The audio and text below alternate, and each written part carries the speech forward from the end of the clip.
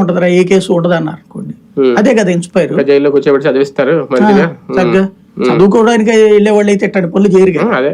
బయటకు వచ్చే టైంకి నీకు ఏముందిరా 2 ఏళ్ళు ఏడాదో తర్వాత నువ్వు వచ్చేటప్పటికి నీకు ₹1,00,00,000 దిగుతావు.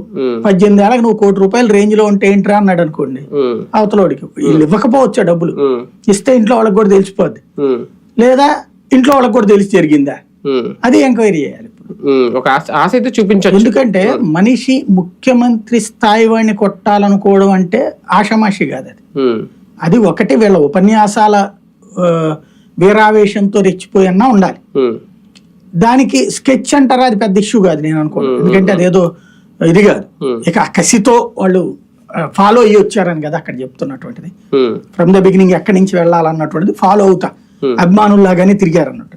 అభిమానుల్లాగా తిరగడం అనేది నీకు కసి ఉన్నోడు అభిమానులాగా తిరగలేడు కాబట్టి అక్కడ సంథింగ్ డౌట్ వస్తుంది. కానీ ఒకటి ఇక్కడ ప్రజల్లోంచి వ్యతిరేకత వచ్చి రాళ్ళు ఇసిరినా చెప్పులు ఇసిరినా, ఎందుకంటే గతంలో కూడా జరిగినాయి కాబట్టి అది ప్రజలు ఓట్లేసి గెలిపిస్తే దేవుళ్ళు అవుతారు, లేదంటే ఇలా చెప్పులు రాళ్ళు ఇస్తే రాక్షసులు అవుతారు. కానీ నిజంగా రాజకీయ పార్టీలో కూడా అంత అంటే ప్రత్యర్థుల మధ్య అంత వైరం ఉంటుందా?